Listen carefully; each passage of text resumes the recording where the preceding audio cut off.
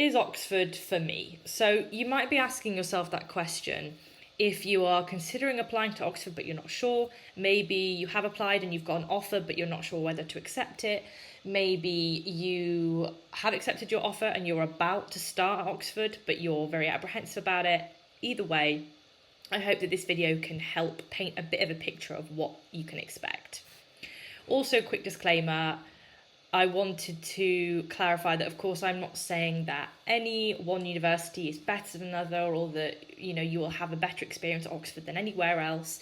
I'm just trying to paint as good of a picture as I can of what kind of thing you can expect, but also trying to just encourage people into feeling like, regardless of the background that they come from, like they really can fit in.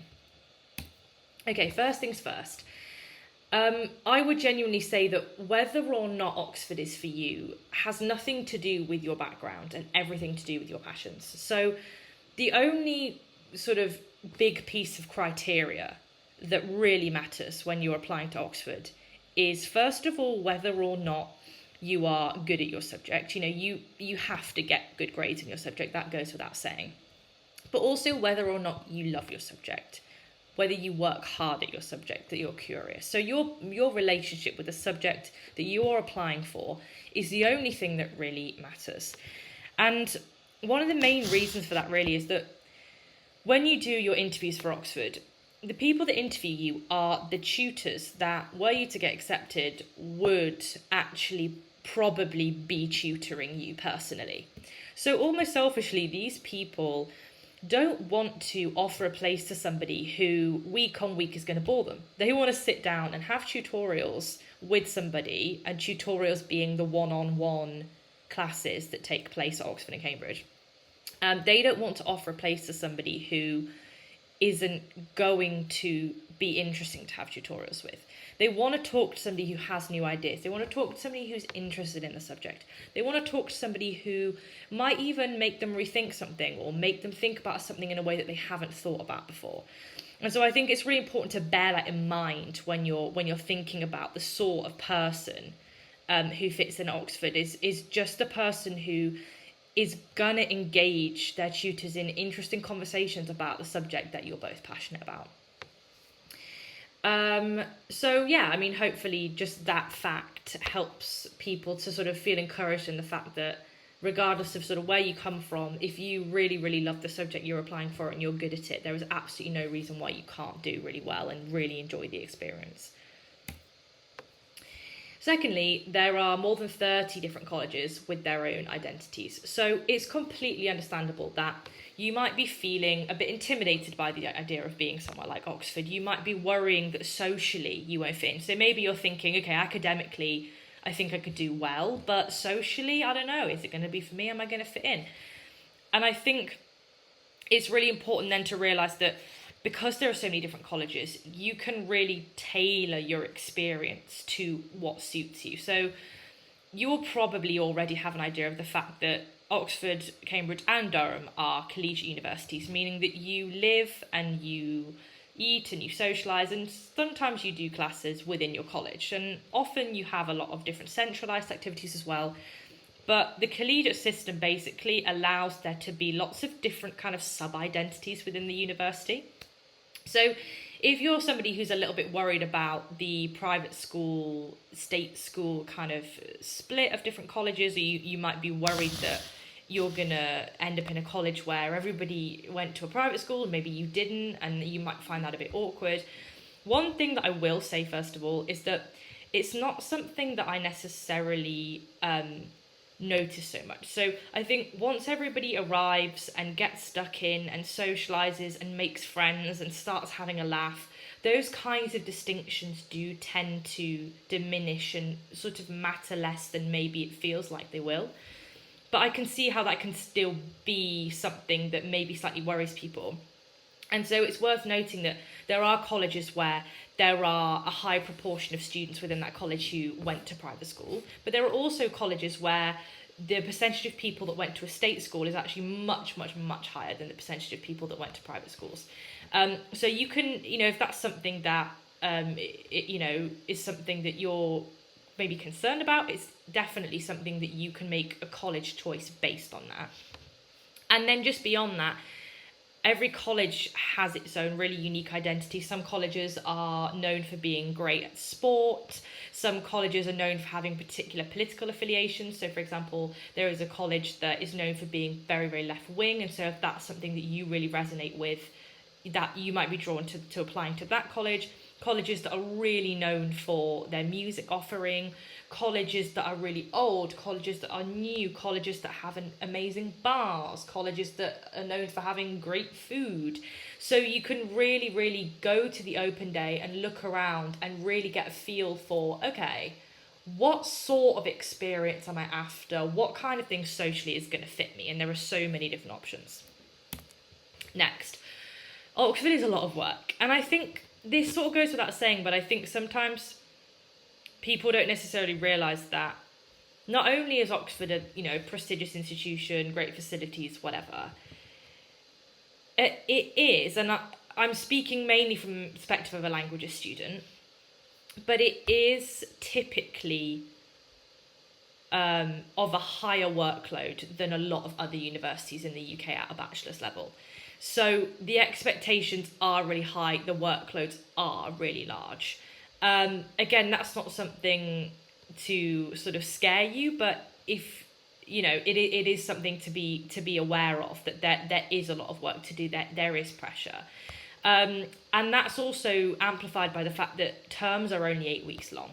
So not only is the workload higher than it is at quite a lot of other universities in the UK, but because the terms are shorter than most other universities, it means that work is also very compressed into a shorter period of time.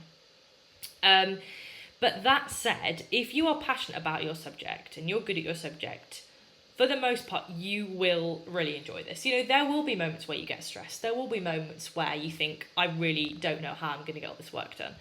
But that's why, again, they want to offer people places who are really passionate about their subject, because you are really going to be working hard at it. And that is something, hopefully, that if you love your subject, you will relish, as I say, for the most part. And also, if you've already been offered a place and you're watching this video, you can do this. Tutors are very, very good at working out who is going to do well and who isn't. And if you've been offered a place 99 times out of 100, it's because you are definitely capable of doing this and you will fit in. Okay. Oxford is not just about academia, it's incredibly fun. It genuinely is, though. I think sometimes there can be a misunderstanding of Oxford, or there can be a sort of preconception that, maybe it's just a bit of an academic hothouse and it's a bit dry and it's a bit geeky and, but honestly, anywhere where you have thousands of 18-year-olds in the same place, it's going to be a lot of fun. So I want to dispel that myth right there and then, or right here and now. There are things called BOPs, which are essentially club nights or party nights that you have within your college. They're usually twice a term, I think. And it's basically just a night where every single person in the college goes out clubbing together, and often they're themed, there's costumes, so things like that are great fun. There's crew dates where different people from maybe different subjects or different sports teams or whatever get together and have a big night out and a big meal, and there's always a lot of drinking. Obviously, anywhere that you're going to have students, there are going to be nights out. There's going to be plenty of clubbing. There's parties. There's balls. Every college has its own bar. So don't ever worry that maybe you're not going to have as much fun or as good of a nightlife if you go to Oxford. That is categorically untrue. So do not worry about that. Okay, and then Oxford offers unique social and cultural experiences. So there are so many things that I did at Oxford that I've never done since, and I might never do again. They were just such incredible, unique experiences. for starters, you have the formal dinners, and it varies by college. Some colleges just put much less emphasis on that. They're much more informal, much more relaxed. The college I went to was quite traditional, and so we had formal dinners about 3 times a week, and then we had something called guest night, where you can invite friends from other colleges, you can invite family, and they all come and have dinner in the Great Hall. And they're just great fun. Again, it sounds kind of stuffy, like formal dinner, but it's honestly just such a laugh. You sit down with all your friends. At my college, formal dinner was basically the same price as just going for normal dinner in the canteen, because they wanted to make sure that formal dinner wasn't only really available to people who had more pocket money or had more money. They wanted to kind of make sure that everybody in the college had an equal chance to go to formal dinners if they wanted to, and they didn't cost any more. So that was really great, so much fun. We always used to bring bottles of wine, and it was just such a nice break from work. My college, New College, had a wine cellar.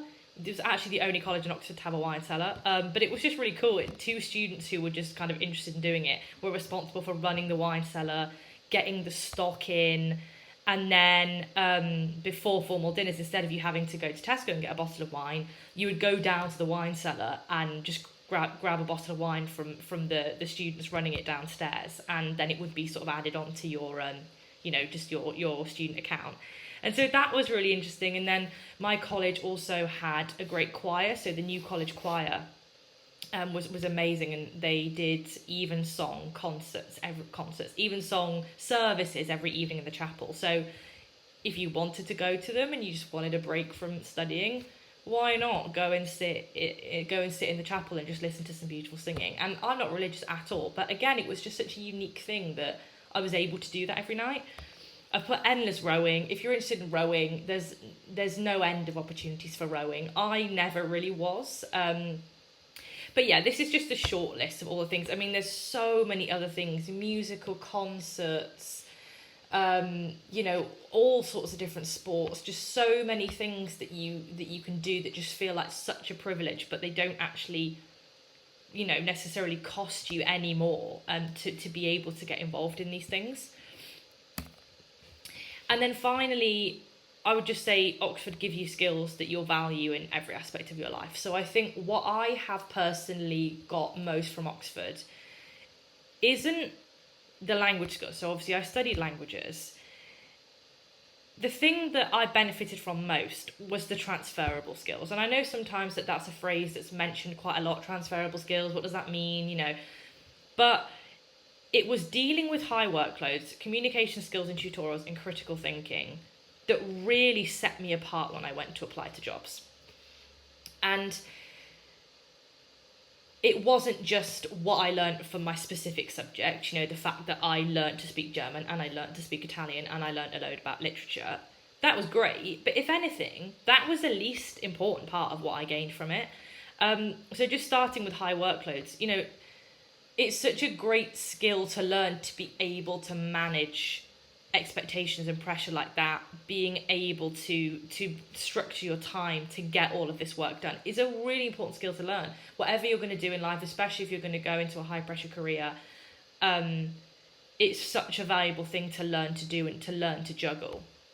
Secondly, communication skills and tutorials. So as I mentioned, Oxford and Cambridge are quite unique in their teaching, in the sense that for a lot of subjects and for a lot of different disciplines, you have tutorials. In Cambridge, they're called supervisions, and they are one-on-one classes, essentially meetings that you have with your tutor. Tutorials really vary. It depends on the tutor, what kind of shape the tutorial takes. But generally, it's a case of them just wanting to talk to you about an essay that you've written, for example, question why you wrote what you did, push you to think differently. And learning to communicate well is something that is really important for tutorials. So learning to be not intimidated by being in a room with a really, a really experienced professor or a really experienced tutor, whatever it may be. You sort of have to learn to be comfortable sitting in a room and voicing your ideas and not being afraid to say what you think. And those experiences, again, are so important just in your life, but also in the world of work. Being confident enough to walk into a room and to give your opinions and to give your ideas and not be intimidated because the people in the room are more senior than you. And just being able to have the communication skills to articulate your opinions really well is something that you develop that is invaluable. And then finally, the critical thinking. So again, because of the way that teaching works at Oxford, it's not just about, okay, I'm going to teach you this and you're just going to retain it. They are really pushing you to have interesting ideas. You know, when, especially for literature, when you go to a tutorial and you write an essay on a book that has been studied for 200 years by millions and millions of people, what your tutor doesn't want to hear is the same arguments that a million people have made before. You have to try really hard to kind of figure out, okay, what do I think about this? What could I say about this that is different from what everybody has said before? How can I have an interesting conversation about this? How can I bring something new to the table? And sometimes that's really hard. You know, if you're writing an essay on a 500-year-old book, it might be hard for you to take an angle on it that hasn't been taken before.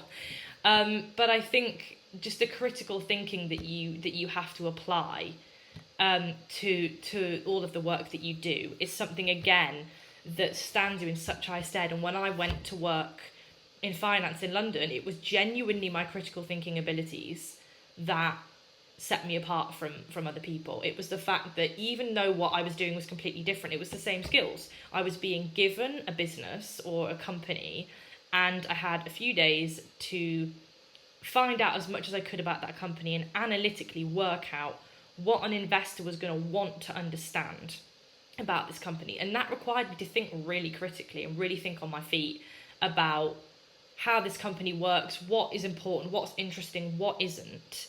And that's exactly the same thing I was doing with books and with literature. So, you know, I think there's a reason why a lot of employers are interested in people who've been to Oxford and Cambridge. It's not just because it's prestigious. It's because the particular teaching system trains you to be able to think in a way which is really valuable then in other careers. And again, it's not to say that that isn't something that that's something that you won't develop in other universities. It's not to say that, but it is something that Oxford puts a lot of emphasis on, and it's something that I personally really, really valued. So that's kind of an overview of all the reasons why I think Oxford can really be for you. And just wanted to reiterate again that it's just such an incredible, unique experience. And if you're considering it, or if you've been offered a place and you're passionate about your subject and you're good at your subject and you're curious about the world, then please give it a go, because I'm sure that you won't regret it.